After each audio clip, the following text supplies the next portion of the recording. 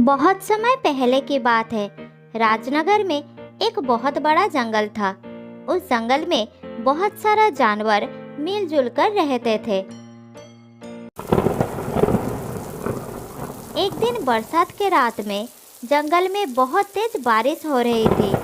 एक कौवा दंपति अपने घर के अंदर बात कर रहे थे। देखो मिली, जंगल में 3 दिन से बारिश हो रही है। बारिश तो रुकने का नाम ही नहीं ले रही है। अब तो इस बारिश को बंद हो जाना चाहिए। तुम सही कह रहे हो राजू। लगातार हो रही बारिश से सभी जानवर बहुत परेशान हैं और चिंतित भी। तुम बैठो, मैं जंगल का एक चक्कर लगाकर आता हूँ। इतना बोलकर राजू बाहर चला गया। बारिश में भीगते हुए वो उड़ने लगा।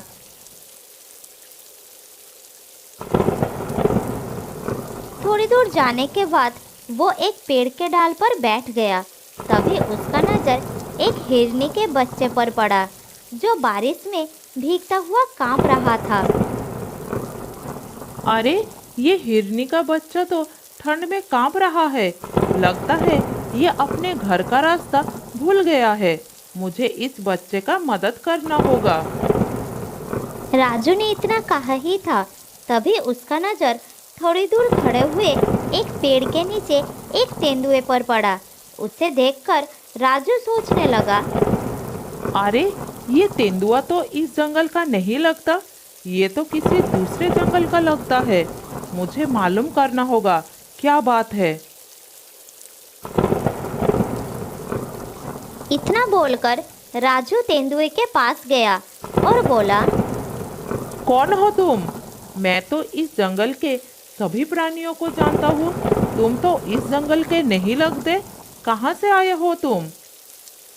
तुम सही कह रहे हो, मैं इस जंगल का नहीं हूँ। मैं इस जंगल से गुजर रहा था कि तभी बारिश शुरू हो गई। बारिश से बचने के लिए मैं इस जंगल में रुक गया। जब बारिश बंद हो जाएगी तब मैं चला जाऊंगा। फिर राजू हिरनी के बच्चे के पास गया और बोला,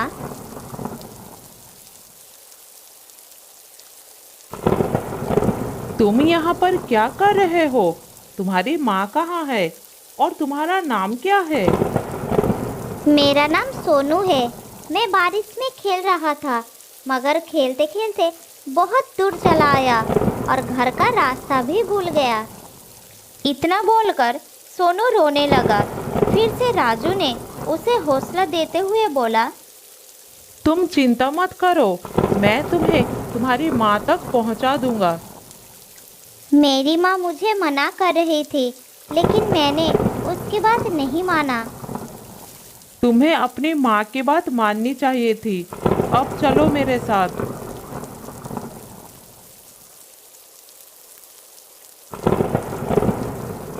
राजू सोनू को लेकर कुछ ही दूर चला था कि तभी सोनू की माँ उसे ढूंढते हुए वहाँ पर आ गए और उसे गुस्सा होकर बोली, तुम कहाँ चले गए थे सोनू? तुम्हें पता है मैं कितनी परेशान हो गई थी। कब से तुम्हें जंगल में ढूंढ रही हूँ। आज से तुम्हारा सारा बात मानूंगा माँ। तुम्हें छोड़कर अकेला कहीं नहीं जाऊंगा। अब तुम अपनी माँ के साथ घर चले जाओ और जब तक बारिश बंद नहीं हो जाती तब तक बाहर खेलने मत आना।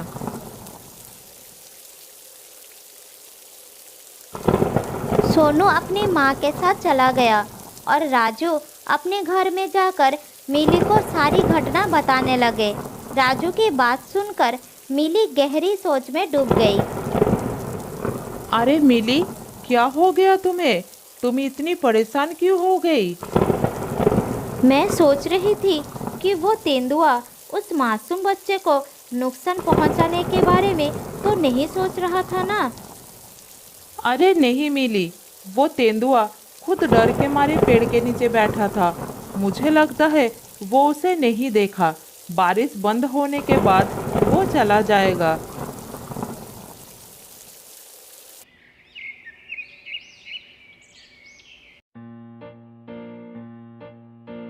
अगले दिन बारिश थम गई और राजू धूप में बैठा था। तब एक चिड़िया आकर उसके पास बैठ गई और बोली, अरे राजू, तुम यहाँ बैठे हो? उधर बेचारी हिरनी की रो रो कर बुरा हाल है। ठीक है, लेकिन कौन सी हिरनी और क्यों रो रही है वो? मुझे क्या पता, बेचारी अपने बच्चे को ढूंढती फिर रही है। उसका कहना है कि उसका बच्चा कल रात से लापता है। चलो मेरे साथ। राजू उसके साथ तुरंत वहां पर चले गए। वहां पर जाकर उसने देखा कि वो हिरनी सोनू की माँ थी। फिर राजू उससे बोला, क्या बात है, तुम रो क्यों रही हो? कल रात मैं सोनू को लेकर घर पर गई थी। सुबह जब मेरी आँख खुली तो वो गायब था। मैंने पूरा जंगल छान मारा मगर वो कहीं नहीं मिला। तुम घबराओ मत, मैं अभी उसे तलाश करता हूँ। फिर राजू सोनू को ढूंढने निकल पड़ा। कुछ दूर जाने के बाद एक पेड़ के नीचे वही तेंदुआ नजर आया जो बड़ी आराम से बैठा था। राजू उसके पास जाकर बोला, तेंदुआ भाई, तुमने एक हिरनी के बच्चे को कहीं पर देखा है? वही हिरनी का बच्चा जो कल बारिश में भीग रहा था। मैंने किसी हिरनी के बच्चे को नहीं देखा। मैं तो कब से यहाँ पर बैठा हूँ। ठीक है, लेकिन कल तो तुम कह रहे थे कि बारिश रुकने के बाद चले जाओगे। हाँ, चला जाऊंगा। और तुम तो ऐसे बोल रहे हो जैसे तुम इस जंगल की राजा हो और यहाँ पर तुम्हारा ही शासन चलता है। अरे भाई, मेरी जब मर्जी होगी तब मैं चला जाऊंगा। अब तुम अपना काम करो। तेंदुए की बात सुनकर राजू मन ही मन बोला, मुझे तो इस तेंदुए पर शक हो रहा है। मुझे जंगल के राजा शेर को इसकी शिकायत करनी होगी।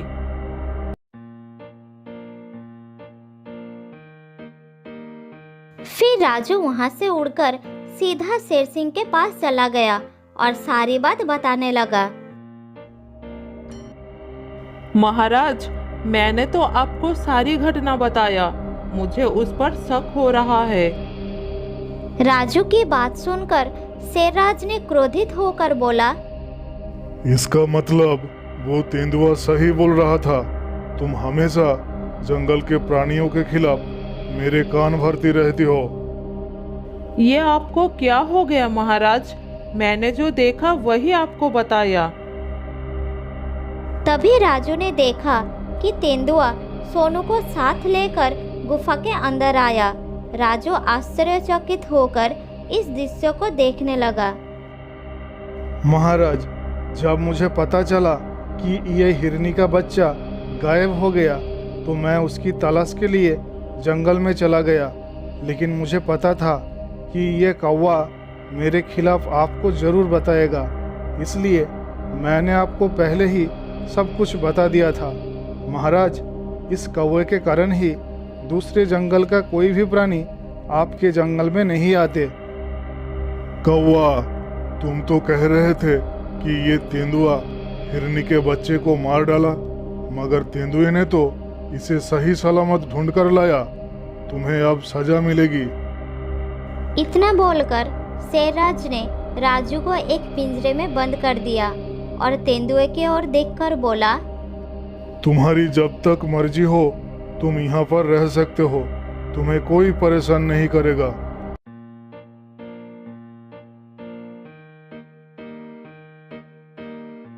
तेंदुआ खुश होकर वहां से चला गया। इधर वही चिड़िया इस सारे घटना को देख रही थी।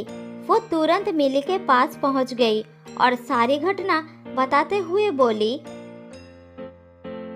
कुछ करो मिली, शेरराज ने राजू को बंदी बना लिया है।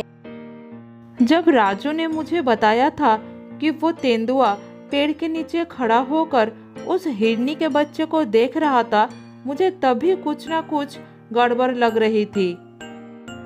जो भी हो, लेकिन तुम कुछ भी करके राजू को पिंजरे से बाहर निकालो। अभी हम कुछ नहीं करेंगे। हमें पता लगाना होगा कि आखिर उसके दिमाग में क्या चल रहा है, कौन सा मकसद लेकर इस जंगल में आया है। उस दिन से दोनों ने तेंदुए पर नजर रखने लगे। वो तेंदुआ पूरे दिन जंगल में घूमता था और दूसरों का खाना चुरा कर खा जाता था और छोटे मोटे जानवरों को शेरराज का दोस्त कहकर धमकाता था।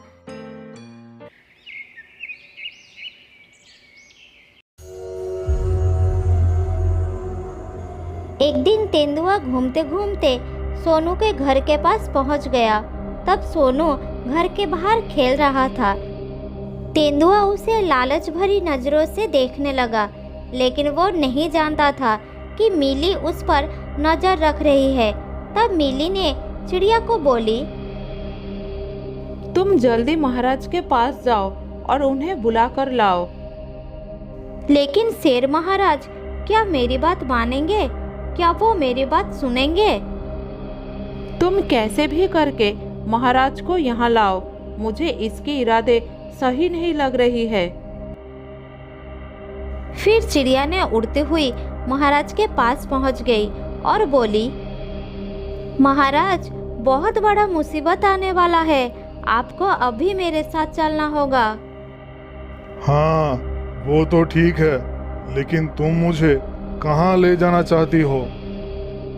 आप मेरे साथ चलिए और अपने आँखों से देखिए, मैं आपको क्या दिखाना चाहती हूँ। फिर शेरराज ने चिड़िया के साथ उस जगह पर पहुँच गए और मिली शेरराज के पास आकर बोली, महाराज आप उस झाड़ियों के पीछे छुप जाइए और स्वयं अपनी आंखों से देख लीजिए। मिली की बात सुनकर शेरराज एक झाड़ियों के पीछे छुप गया। उधर तेंदुआ झाड़ियों से निकलकर सोनू के पास जाकर बोला, आज तुम्हारा ताजा ताजा मांस खाने का मन कर रहा है मुझे। ये क्या कह रहे हैं आप? पिछली बार जब मैं खो गया था तब आप ही मुझे महाराज के पास ले गए थे और मेरी माँ के पास छोड़कर गए थे। मूर्ख हिरनी के बच्चे, वो तो मेरी एक चाल थी। मैं जानता था कि इस जंगल में राजू का वह सबसे तेज दिमाग की है, इसलिए मैंने उसे फंसाया और अंदर करवा दिया। मैं कुछ समझा नहीं, ये आप क्या कह रहे हैं? मैंने तो आपको दयालु समझा। जब तू सो रहा था ना, मैं चुपके से तुझे मुंह में दबाकर जंगल के दूसरे हिस्से में छोड़ आया था और खुद ही तुझे जगाकर महाराज के पास छोड़ आया और मूर्ख शेरराज ने राजू कावे को ही दोषी मान लिया। लेकिन अब मुझे कोई खतरा नहीं। अगर आज मैं तुझे खा भी जाऊंगा तो शेरराज कभी विश्वास ही नहीं करेगा। तुझे खाने के बाद मैं जंगल में अपनी मनमानी शुरू कर दूंगा। इतना बोलकर तेंदुआ बच्चे पर हमला करने ही वाला था कि तभी शेरराज दहाड़ता हुआ वहां पर आ गया। अपने सामने शेर को देखकर तेंदुआ घबरा गया। अच्छा, तो ये थी तेरी चाल। तूने चालाकी करके राजू कौवे को मेरे हाथों से बंदी बना दिया। अब देख मैं तेरा क्या हाल करता हूँ। इतना बोलकर शेरराज तेंदुए के ऊपर हमला कर दिया। मार खाकर तेंदुआ किसी तरह से अपना जान बचाकर वहां से भाग गया और हमेशा के लिए उस जंगल को छोड़कर चला गया। फिर शेरराज ने मिली को साथ लेकर अपने गुफा में गया और राजू को मुक्त कर दिया।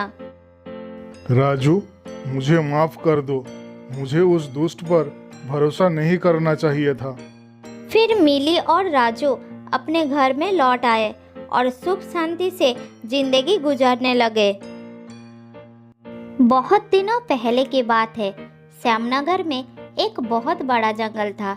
उस जंगल में एक तेंदुआ रहता था जो बहुत ही आलसी था। शिकार को दौड़ा दौड़ा कर पकड़ना उसके लिए बहुत ही कठिन काम था। एक दिन तेंदुआ एक पेड़ के ऊपर बैठा था और बैठे बैठे सोच रहा था कि पूरे दिन शिकार के पीछे भागने और शिकार ना मिलने पर निराश होने से तो अच्छा है कि दूसरों पर नजर रखा जाए और जो भी जानवर शिकार करके खाना लाएगा उसका खाना चुरा कर अपना पेट भर लूंगा। ये सोचकर वो पेड़ से नीचे उतर आया और खाना चुराने लग गया।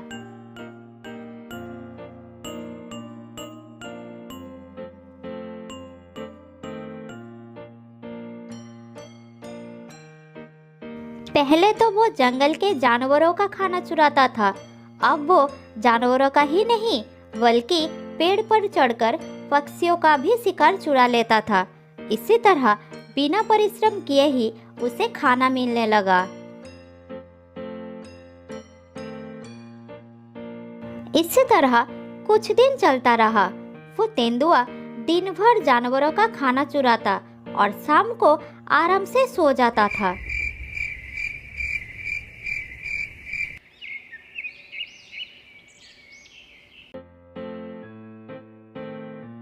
धीरे धीरे तेंदुए के इस चोरी से पूरा जंगल परेशान हो गया था। एक दिन कुछ जानवरों ने मिलकर शेर राजा के पास गए तेंदुए के खिलाफ शिकायत करने के लिए। महाराज, उस तेंदुए ने तो हमारे नाक में दम करके रखा है। हम पूरे दिन कड़ी मेहनत करके शिकार करते हैं और उस शिकार को अपने घर में छिपा कर रखते हैं, लेकिन वो तेंदुआ चोरी छुपे आकर हमारा शिकार चुरा कर खा जाता है। ऐसे तो हम बिना खाए ही मर जाएंगे। महाराज, आप कुछ कीजिए। हाँ महाराज, सियार सही कह रहा है। ज्यादातर दिन हमें ऐसे ही बिना खाए सोना पड़ता है। क्या उस तेंदुए का इतना बड़ा दुस्साहस? अभी उसे मेरे सामने लाओ।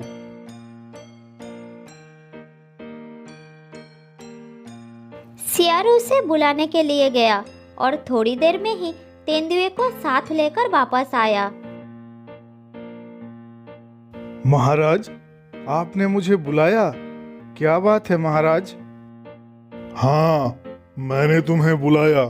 काफी दिनों से तुम्हारे खिलाफ शिकायतें आ रही थी।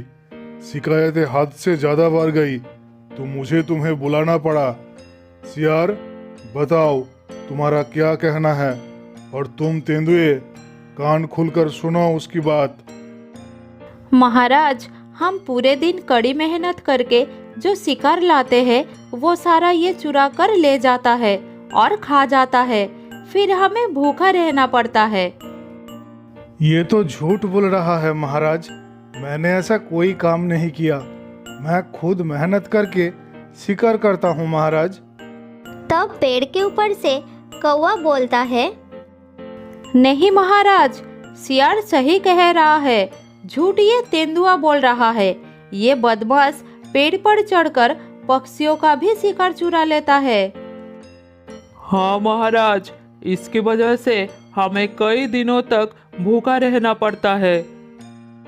मुझे कुछ समझ में नहीं आ रहा है महाराज कि ये सब मेरे खिलाफ झूठ क्यों बोल रहा है। झूठ ये लोग नहीं, तुम बोल रहे हो। मैं भी तुम्हें आज तक शिकार करते हुए नहीं देखा, लेकिन पेट भर भर के खाते जरूर देखा है। तुम्हारे इस गुनाह के लिए तुम्हें अभी के अभी इस जंगल को छोड़कर चले जाना होगा। तुम अभी इस जंगल को छोड़कर चले जाओ, वरना हमें तुम्हारा शिकार करना पड़ेगा। निकल जाओ इस जंगल से। शेर राजा की गुस्सा देखकर तेंदुआ घबरा जाता है और वहां से चला जाता है।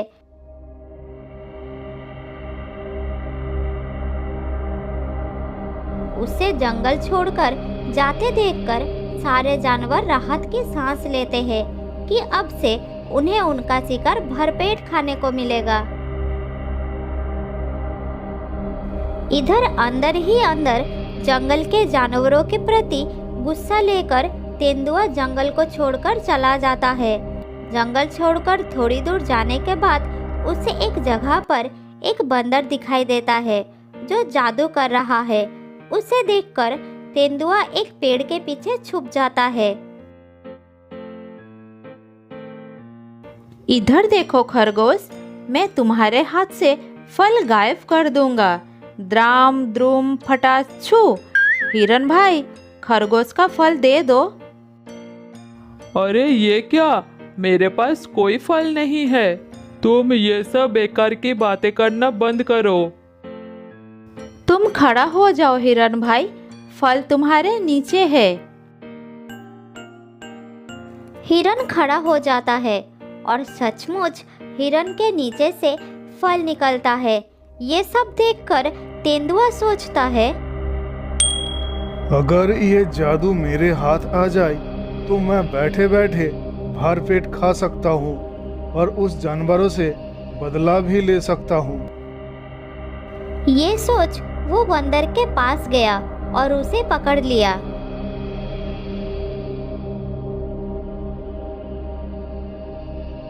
अरे अरे, मुझे मत मारो, मुझे मत मारो, छोड़ दो मुझे।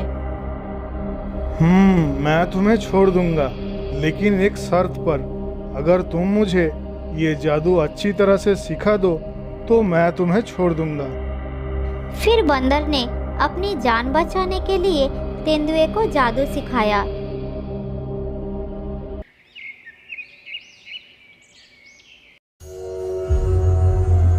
कुछ दिनों तक जादू सीखने के बाद तेंदुआ वापस अपनी जंगल के तरफ चला गया। जंगल में प्रवेश करते ही सबसे पहले उसने सियार को देखा, जो झाड़ियों के पीछे एक शिकार को पकड़कर खा रहा था। उसे देखकर तेंदुआ एक बड़ा सा पेड़ के पीछे छुप गया। अच्छा, ये है वो सियार जिसने शेर राजा से मेरी शिकायत किया था। अब मैं तेरा शिकार खा जाता हूँ, तू भूखा ही रहेगा। ये देख मेरा कमाल। ड्रम द्रुम फटास छू। अरे ये क्या, मेरे पंजे से मेरा शिकार कहाँ गया? अभी तो मेरे सामने ही था। ड्रम द्रुम फटास छू। कौवे के सामने से उसका भी खाना गायब हो जाए। अरे मेरे फल कहाँ गया? अभी तो मेरे सामने ही था। द्राम द्रुम फटास छू। लकड़बग्घे के सामने से उसका खाना गायब हो जाए। अरे मेरा खाना कहाँ गया? अभी तो मेरे सामने ही था। फिर सारे जानवर एक जगह इकट्ठा होते हैं और इस विषय पर चर्चा करने लगे। मेरे घोंसले में एक फल था, अचानक वो मेरे सामने से गायब हो गया। मैं अपना शिकार खाने ही वाला था, तभी मेरा शिकार गायब हो गया। मैं कुछ समझ नहीं पाया, ये सब कैसे हुआ। मेरा शिकार भी अचानक गायब हो गया, लेकिन ये सब कैसे हो सकता है? ये सब इस बड़े से पेड़ के नीचे हुआ है। मुझे लगता है इस पेड़ पर कोई भूखा भूत रहता है। ये लोग मुझे भूत समझकर डर रहे हैं। अगर मैं सचमुच भूत का नाटक करूं, तो ये लोग डर के मारे मेरे लिए कुछ भी कर सकते हैं। मुझे इन सब को और भी डराना होगा। हाँ, मैं भूखा भूत हूँ। अब मैं एक एक करके पूरे जंगल के जानवरों को खा जाऊंगा। अगर तुम लोग नहीं चाहते कि ऐसा कुछ हो, तो रोज शाम को सूरज ढलते ही मेरे लिए भरपूर खाना लाकर इस पेड़ के नीचे छोड़कर चले जाना, वरना तुम और तुम्हारे जंगल के जानवरों को मैं एक एक करके खा जाऊंगा। नहीं नहीं भूत भाई, हमें कुछ मत करना। हम रोज सूरज ढलते ही आपके लिए खाना रख कर चले जाएंगे। नहीं नहीं भूत भाई, हमें कुछ मत करना। आपने जैसा कहा हम ऐसे ही करेंगे। रोज सूरज ढलते ही आपके लिए इस पेड़ के नीचे खाना रख देंगे। हाँ हाँ भूत भाई, रोज आपके लिए खाना रख देंगे। आप सिर्फ हमें कुछ मत करना। तो जाओ, आज ही सूरज ढलते ही खाना रख देना, वरना तुम जानते हो मैं क्या करूँगा। और सुनो, खाना रखने के बाद बिल्कुल पीछे मुड़कर मत दिखना, नहीं तो गायब हो जाओगे।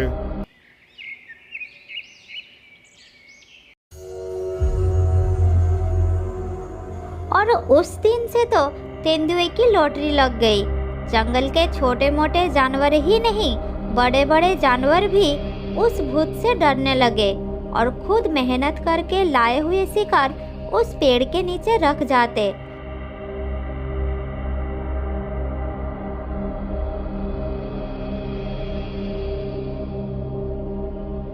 उसके जाते ही पेड़ के ऊपर से उतरकर तेंदुआ सारा खाना लेकर पेड़ के ऊपर चढ़ जाता था। फिर खाना खाकर आराम से सो जाता था और सुबह होने से पहले ही चुपचाप पेड़ से उतरकर चला जाता था। ऐसे ही कुछ दिन गुजर गए। इधर सारा जानवर अपना लाया हुआ शिकार पेड़ के भूत को खिला खिला कर थक गए और सबने मिलकर शेर राजा के पास गए इस समस्या का हल करने के लिए। महाराज, उस तेंदुए से तो जैसे तैसे हमें छुटकारा मिला था, अब उसकी तरह इस जंगल में एक भूखा भूत आ गया है। हमारा सारा खाना उसे देना पड़ रहा है। हाँ महाराज, उसे अपना सारा खाना देना पड़ता है, इसलिए हमें कभी कभी भूखा ही रहना पड़ता है। हाँ महाराज, ये दोनों बिल्कुल ठीक कह रहे हैं। हमें उस भूत से छुटकारा दिलाइए, नहीं तो हम भूख से मर जाएंगे। ठीक है, जैसे ही भूत तुम लोगों का दिया हुआ खाना लेकर पेड़ पर चढ़ जाएगा, तभी हम पेड़ सहित उसे जला देंगे। तुम सब आसपास ही आग लेकर तैयार रहना, मैं भी तुम सबके साथ रहूंगा। हाँ महाराज, ये योजना बहुत अच्छा है। हम सब झाड़ियों के पीछे आग लेकर तैयार रहेंगे। आज ही उस भूत का खेल खत्म हो जाएगा। योजना के अनुसार उस दिन शेर खाना लेकर गया और उस पेड़ के नीचे रखकर झाड़ियों के पीछे छुप गया। थोड़ी देर चुपचाप रहने के बाद सबने देखा कि खाना गायब हो रहा है। तभी सबने झाड़ियों से निकलकर शेर राजा के साथ मिलकर उस पेड़ में आग लगा दिया। पेड़ तेजी से जलने लगा। इधर पेड़ के ऊपर खा पी कर आराम से सोया हुआ तेंदुआ घबरा गया और अपनी जान बचाने के लिए जैसे ही पेड़ से कूदकर नीचे आया, तभी सामने शेर महाराज और सभी को देखकर रुक गया। फिर शेरराज ने उसे मारने ही वाले थे, तब तेंदुए ने अपनी जान की भीख मांगी। मुझे माफ कर दीजिए महाराज, आज से मैं कभी भी ऐसा काम नहीं करूंगा। मैं तुझे माफ कर सकता हूँ, लेकिन जितने दिन तू इन जानवरों का खाना खाया है, उससे दुगना दिन तू इन सबको शिकार करके खिलाएगा। लेकिन एक बात याद रखना, अब से आलस किया तो मैं तुझे नहीं छोड़ूंगा। नहीं महाराज, अब से मैं कभी भी आलस नहीं करूंगा। मेरी आंखें खुल गई है, मुझे माफ कर दीजिए। उस दिन से तेंदुए ने कभी भी आलस नहीं किया और शेर राजा की बात मानकर शिकार करके अपना पेट भरना शुरू कर दिया।